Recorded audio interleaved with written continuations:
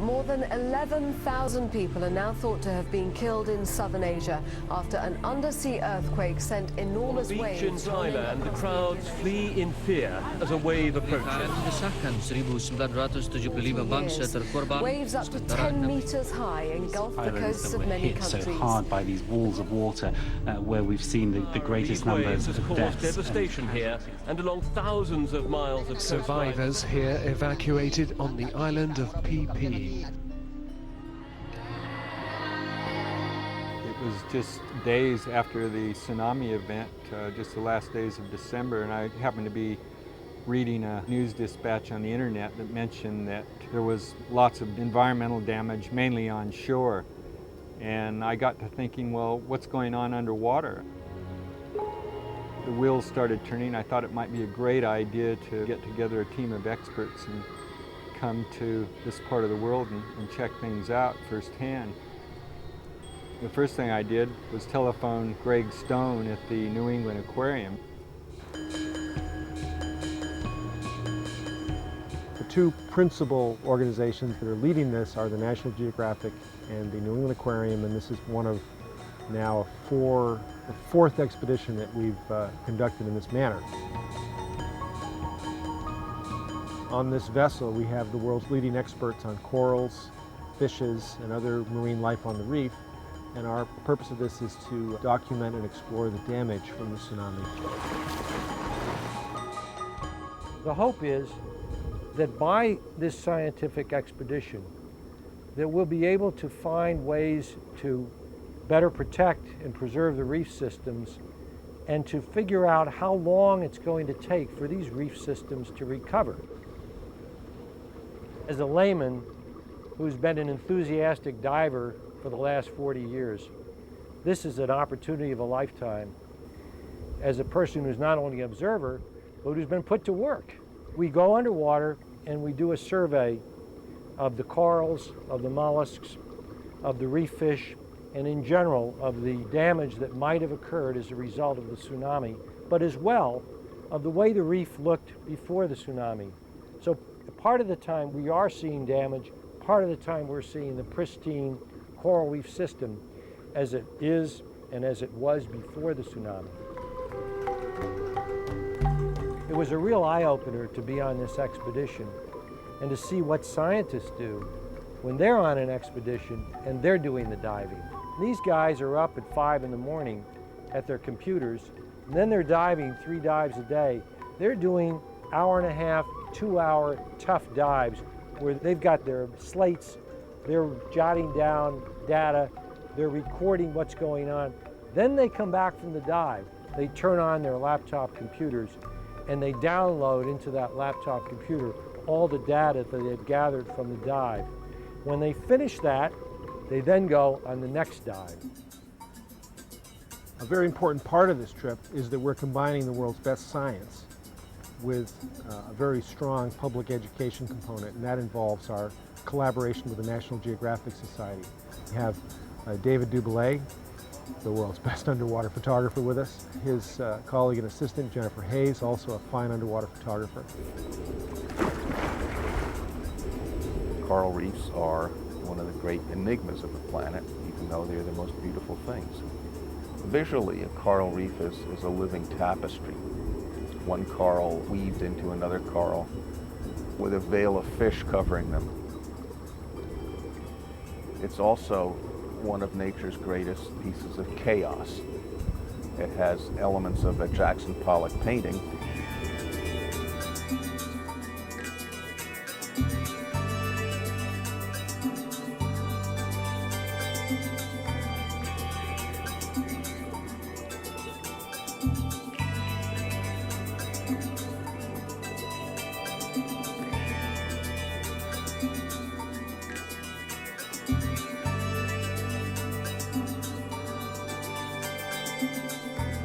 We find that around some of these islands, we go in the water and we'll find a beautiful coral reef full of gorgeous hard corals, soft corals, fishes, various things. And then we'll go around a rock or around a headland and suddenly we see the effects of the tsunami, what the tsunami left.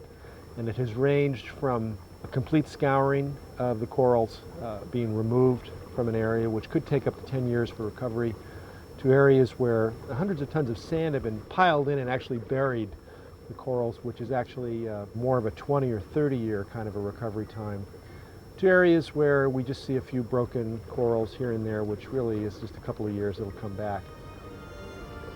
During our early dives in the Sern Islands, we found a passage where the wave, the tidal wave, the tsunami, had been funneled in, and we discovered these huge underwater sand dunes. We documented the destruction that those sand dunes caused by knocking out other corals, and that was a discovery made by this expedition that had not been documented prior to this.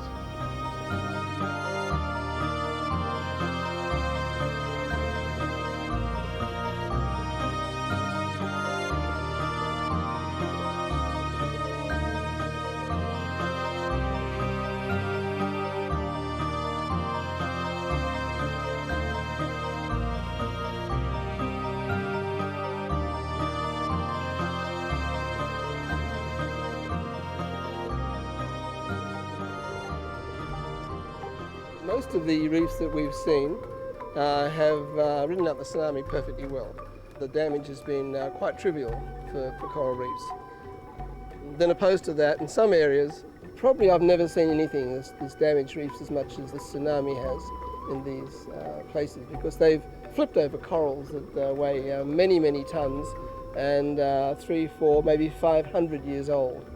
And so we're seeing quite a rare event, and places has been incredibly savage. Around the PP Islands areas, we've come across a few sites where localized impact has been very major. One of the important indications that we've found is that large numbers of very old corals, 4 centuries plus old corals, have been tossed over. That to us is an indication that for that 4 centuries plus period, an event of such magnitude has not taken place in this area. And that is significant. In the areas of maximum impact, the structure, the community structure, has been altered for a considerable time. I mean, it will probably take another several hundred years before, if all goes well, for it to return to what it was like before. And several hundred years is a long time. There's a tremendous challenge to photograph these things underwater. You want to see where a coral has been knocked over. You imagine what kind of damage has happened as this enormous wave has churned through this giant pastures of coral. And to find the evidence, to a certain extent, is